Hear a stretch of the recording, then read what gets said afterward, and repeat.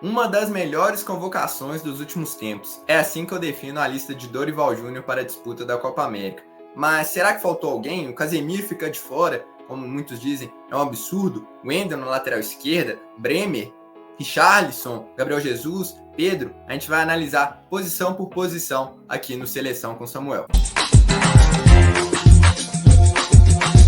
Se você ainda não é inscrito e gosta do tema Seleção Brasileira, te convido para deixar aqui a sua inscrição, deixar o seu like também, que ajuda muito no crescimento do canal. Bom, começar falando pelos goleiros, acho que aqui pouco se discute, o Alisson e o Ederson são os melhores goleiros em atividade do Brasil, e a terceira opção foi o Bento, que é um goleiro muito promissor, que já se provou no cenário brasileiro, e é questão de tempo para ser vendido para a Europa, então não vou perder muito tempo falando dos três goleiros, porque ao meu ver não tem muita discussão. Na zaga, a gente já tem um debate aqui. Vamos lá. Marquinhos e Gabriel Magalhães. Eu, Samuel, não discuto, apesar do Marquinhos estar um pouco abaixo daquilo que a gente espera dele no PSG. Ele retomou o bom futebol nos últimos meses, tem feito boas partidas, fez uma boa quartas de final da Champions, uma boa semifinal também, inclusive. Então não vejo como deixar o Marquinhos fora. É uma referência do setor defensivo, apesar que muitos não gostam. Gabriel Magalhães está fazendo uma das suas melhores temporadas no futebol europeu. Também acho que, inclusive eu acho que essa deveria ser a dupla de zaga titular. O Militão, aí eu coloco uma questão que é a questão física. Ele voltou agora de uma lesão muito grave, ficou quase toda a temporada afastado. Não sei como ele vai chegar na Copa América, mas imagino que isso tenha sido estudado pela comissão técnica, junto ao Real Madrid. O Militão tem entrado ali em alguns jogos. A gente ainda tem tempo para a disputa da Copa América, então talvez pelo nível do Militão, por ele ser o nosso melhor zagueiro, falo isso sem dúvidas, acho que vale o risco, até por ele vai ser um reserva também. E o quarto convocado é o Beraldo. E aí muito se discute, eu mesmo fico na dúvida se eu não levaria o Bremer. Vou até colocar aqui na tela pra gente uma comparação, umas estatísticas um pouco mais avançadas, comparando o Bremer e o Beraldo. A gente pode ver aqui que em questão de passe, até pelo estilo de jogo também do PSG, mas em questão de passe o Beraldo está muito acima do Bremer. A porcentagem de acerto de passe do Beraldo é melhor, o passe longo dele é melhor, os passes completos, tanto no campo defensivo quanto em setor ofensivo, os passes para a frente, ele tem dado muito mais passes verticais do que o próprio Bremer. Só que aí quando a gente começa a pegar a questão defensiva, a gente vê que o Bremer tem um pouco mais de vantagem sobre o Beraldo, até por ser mais forte fisicamente, ele ganha muito mais duelos aéreos e defensivos, ele tem muito mais desarmes, chutes bloqueados o Bremer ganha, e o Bremer também perde menos a bola do que o Beraldo, até por arriscar menos também. Então, assim, ao meu ver, foi muito mais uma questão de característica e até de futuro mesmo. A gente vê o Beraldo como, talvez, aí, zagueiro de seleção brasileira para anos e anos. Então, não vejo... acho que é muito ali, como a gente já tem o Militão e o Magalhães, que já são caras um pouco mais fortes, que gostam da bola aérea, que são bons nesse sentido. Traz o Beraldo, que precisando ali de uma saída de bola mais qualificada, a gente tem essa opção, o zagueiro canhoto, que pode fazer a lateral esquerda também para fechar numa linha defensiva. Então, assim, eu gostaria do Bremer, gosto muito do Bremer, acho que ele é um dos melhores zagueiros brasileiros que a gente tem, mas não vejo nenhum absurdo em levar o Beraldo. Na lateral esquerda, muitos não gostam do Wendel, e aí a discussão seria com o Carlos Augusto. Eu acho que vale levar o Wendel, por ele já ter se provado num contexto muito difícil da seleção brasileira, que estava com muitos desfalques e enfrentou seleções difíceis no cenário internacional, que foram Inglaterra e Espanha. Ele atuou muito bem, e um cara mais acostumado a atuar numa linha de 4. Se você convoca o Carlos Augusto, ele é um ala. Hoje o Arana é um ala. Então faz sentido você ter um lateral esquerdo que compõe defensivamente um pouco melhor. Claro, o Wendel não é um primor tecnicamente, inclusive vi muitas críticas dos torcedores do Porto, tipo, nossa, a seleção tá convocando o Wendel, como assim? Que escassez, né? Mas sim, a gente vive uma escassez. O Caio Henrique seria uma boa opção, um cara mais construtor, só que ele voltou agora de lesão. O Samuel Lino é outro que atua como ala, é praticamente um meia esquerda, e ele é destro, então assim, uma característica totalmente diferente daquilo que o Dorival pede pro time, porque também não adianta a gente analisar o que a gente gostaria e não ver o contexto que o cara tá inserido, que é o estilo de jogo do Dorival. Passando aqui pro meio campo, cara, eu vou perder pouquíssimo tempo aqui, vou falar só do Casemiro. Eu acho que todos que estão na lista merecem, estão jogando muito.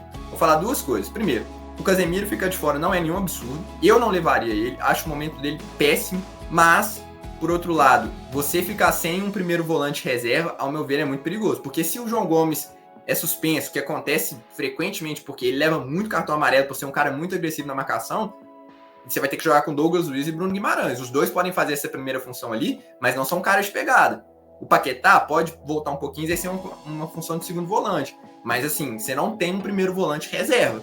Isso eu acho um pouco preocupante em determinados contextos. Porque se o João Gomes machuca, leva um amarelo, a gente fica sem. Mas assim, entendo 100% não levar o Casemiro, não vive a melhor fase. Acho que é até uma preservação do próprio Casemiro pela história que ele tem. Não ser convocado nesse momento. Não sei até que ponto o contexto que o Casemiro está no Manchester United interfere no desempenho individual dele.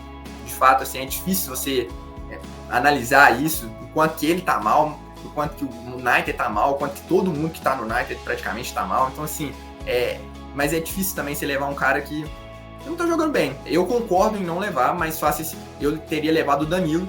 Falei no vídeo anterior, acho que o Danilo poderia ser esse segundo volante, um pouco mais pegador também, apesar de não ser ainda um João Gomes da vida, né? O ideal seria o André, mas o André está lesionado, então infelizmente não teria como convocar ele. Partindo para o ataque agora, todos os convocados também, com exceção do Evanilson, já era esperado, e eu achei que ele não levaria o Savinho, só que ele ficou com essa vaga, eu imagino, pela ausência do Casemiro, então ele tirou o Casemiro e convocou o Savinho, ganhou uma vaga extra aí no ataque, digamos assim. Todos ali voando, não vejo muita contestação nisso.